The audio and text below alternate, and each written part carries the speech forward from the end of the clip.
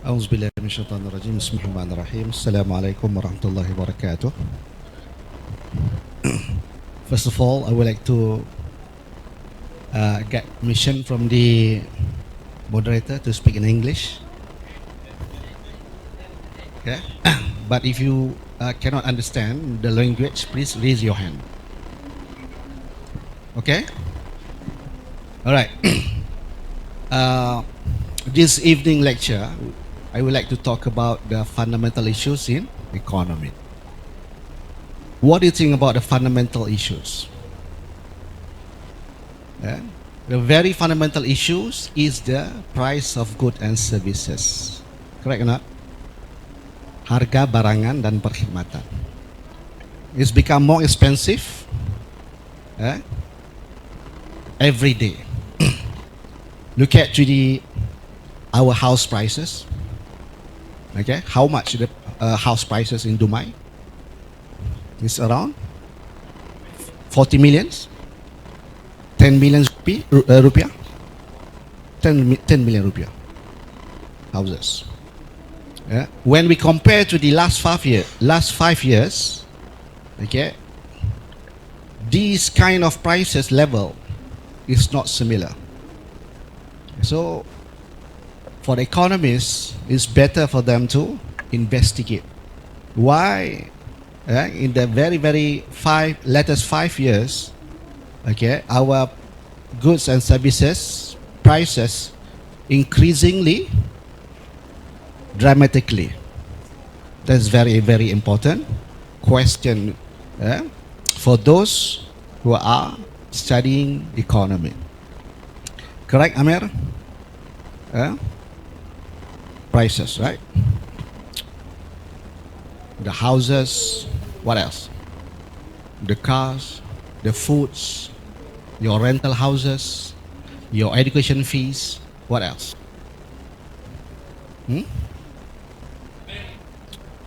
Yes, marriage prices, right? In Malaysia, we have at least 10,000 ringgit, okay, in order to get married. What about Dubai? More than that. More than that. More expensive. It's because of what? Because of the demand of money. We need more money, right? So when we look at the prices, okay, we must also look at the demand of the goods and services. According to the law of demand, menurut apa kita panggil law of demand, hukum permintaan ya, hukum permintaan ya. Hukum permintaan mengatakan apa? When the quantity demanded increases, when prices increases, the quantity demanded decreases, right? When prices going down or becoming cheaper, we can be able to buy more. Correct or not? But then we have a lot of farmers, a lot of gardeners, a lot of producers that can produce goods and services, but we still facing an expensive item. Our goods and services becoming more expensive. The prices cannot stop and continuing to rise. What's the problem? This because we cannot control the money supply. Apa itu money supply ya? Penawaran uang ya. Penawaran uang itu tidak diikat dengan barangan. Ya. Uang itu dibiarkan. Biarkan ya. Istilah sini apa ya? The money comes from the money. The money comes from the debt, the loan that that the bank lend out to the public. Duit itu bukan hasil keuntungan. Duit itu boleh dicetak. From the Islamic point of view, it must come from the goods and services. Meaning, in Islam, in order to create money or to printing money, we need to produce goods and services. The transaction of selling and buying must occur, must happen, yeah? Must happen. That's why In fiqhul muamalah, okay, among the longest discussion among the scholars is babul buyu. Babul buyu, right? Discussion about the selling and buying. Okay, a lot of conditions, a lot of what do you call commandment situation we studied. Okay, discussing about the qualification of the sellers, qualification of the buyers, qualification of the goods. Betul? Ya. Okay? Ngerti enggak? Boleh angkat tangan ya kalau mau bertanya. Terus saja bertanya. Because of the transactions must go through the selling and buying of goods and transition, we can control the money supply. As what our rector has been said just now, okay, the difference between Islamic bank and conventional bank is not quite different. He said that the Islamic bank and conventional bank is quite similar. Do you agree or not? What? Okay, if I ask the question for you, the very basic question, what are the difference between Islamic bank and conventional bank? Give me one. Akad. Second one. The akad, it must be based on the reality, correct or not? You cannot make an contract of transaction, but then it is not representing the real one. For example, Islamic bank, they have their profit rate. Profit rate come from goods and services. Interest rate, they are not coming from goods and services. Interest rate come from the loan. That's why in Islamic bank we have no longer using the terms of loan. Tidak ada lagi istilah pinjaman di dalam perbankan Islam. Tidak ada lagi pinjaman. Oleh kerana itu, the last terms of loan that has been used in our Islamic banking ialah ar-rahnu. But for the last I think 10 years, the term of loan is also has been changed from the loan and going to the tawarruk. Mana tidak ada istilah pinjaman lagi di dalam perbankan. Menandakan kita tidak boleh bikin duit daripada hutang. Kerana hutang itu bukannya barangan.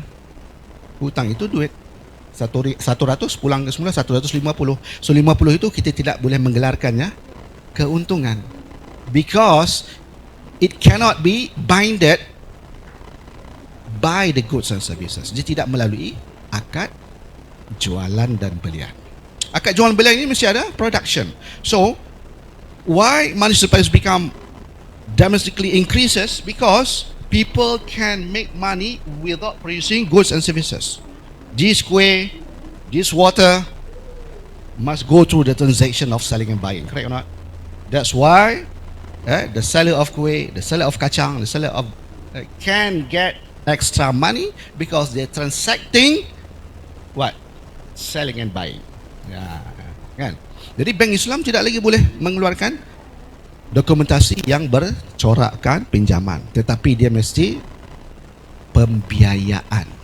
Right. Pembiayaan, we call it financing. Financing is the bank Islam will ask the one who like to get the money from them.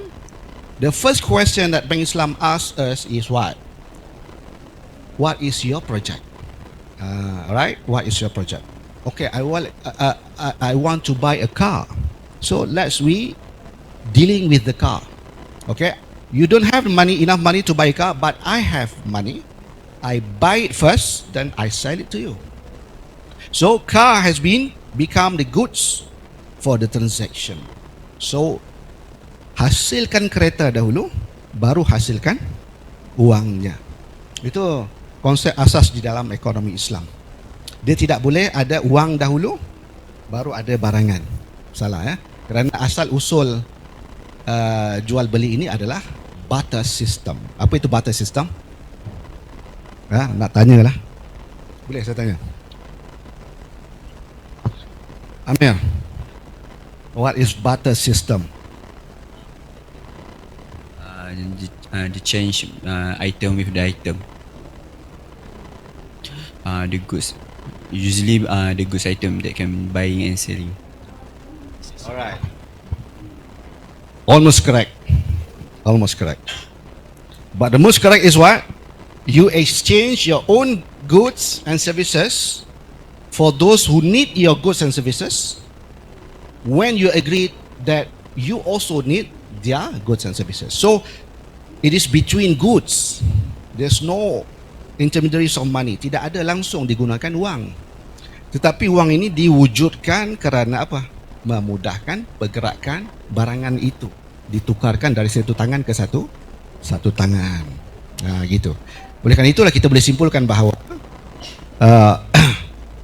kalau orang bertanyakan di dalam ekonomi itu mana yang wujud dahulu, wangnya ke ataupun barangannya, maka sudah tentulah kita harus menjawab barangannya dahulu, barulah wujud kewangan. Jadi kenapa berlakunya inflasi? Sebabnya money supply cannot be controlled. Dicetaknya duit itu, dicetak asalkan boleh diberi pinjaman, akhirnya wang terlalu banyak di pasaran dan terlalu banyak di tangan-tangan orang yang sedikit. That's why kita kadang-kadang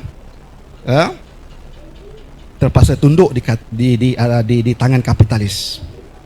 Kerana our current system right now give more rooms and opportunity to the capitalist. Orang yang mempunyai wang yang banyak, makanya dia tidak mungkin akan jatuh muflis. Orang wang yang banyak hanya simpan sahaja di fixed deposit, setiap bulan, setiap tahun hanya menunggu aja wangnya.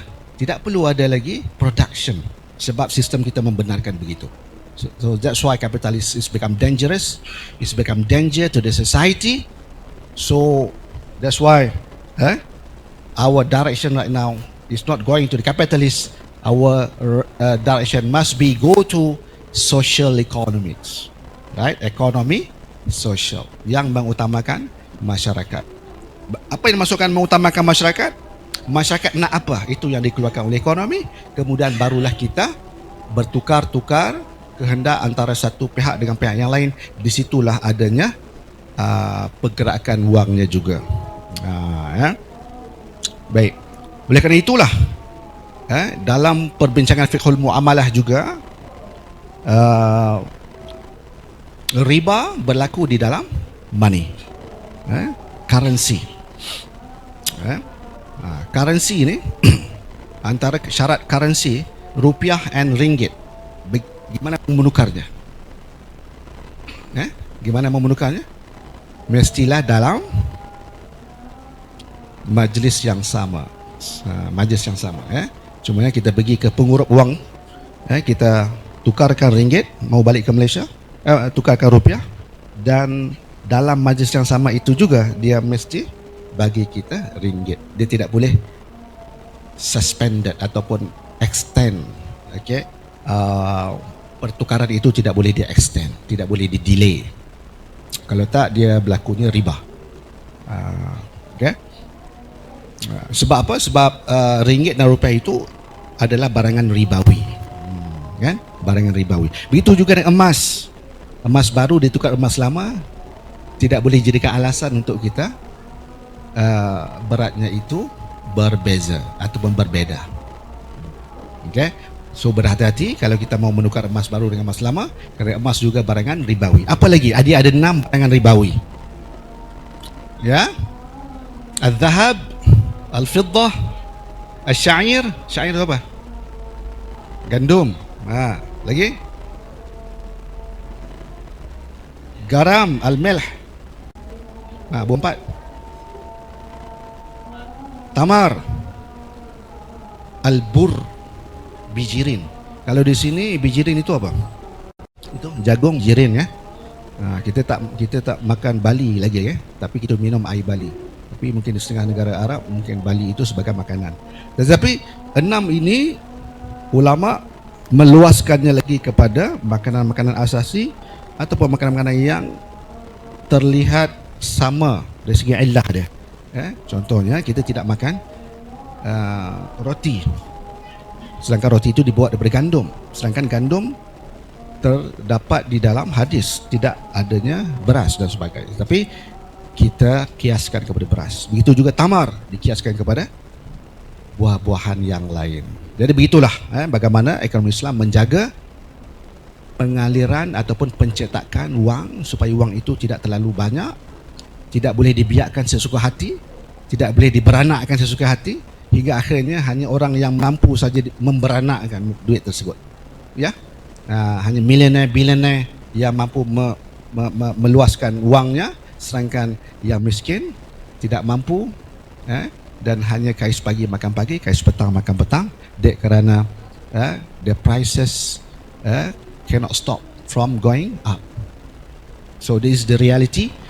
Kita bergelumang dengan harga-harga barang yang terlalu mahal, dan mengikut sistem sekarang ini kita tidak boleh menjanjikan harga barang akan jatuh, akan turun. There's no way the economists can say we can reduce the price, but we can control the price. That's it. Itu saja.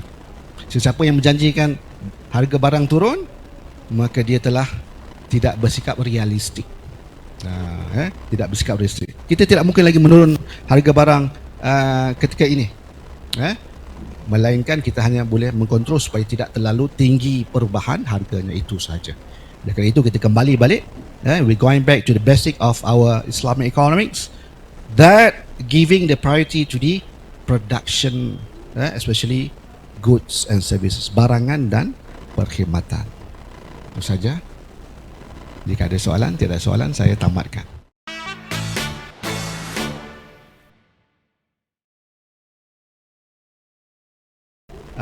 Jadinya saya perhatikan ekonomi Islam ini masih lagi perlu diperbaiki dan perlu dipertingkatkan lagi.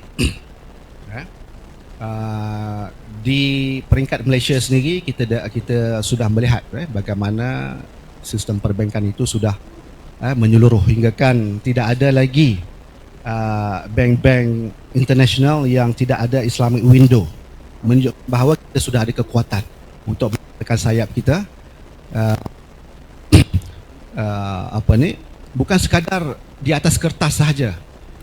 Yang kita katakan akad itu mesti syariah, bukan itu saja, tetapi praktisnya.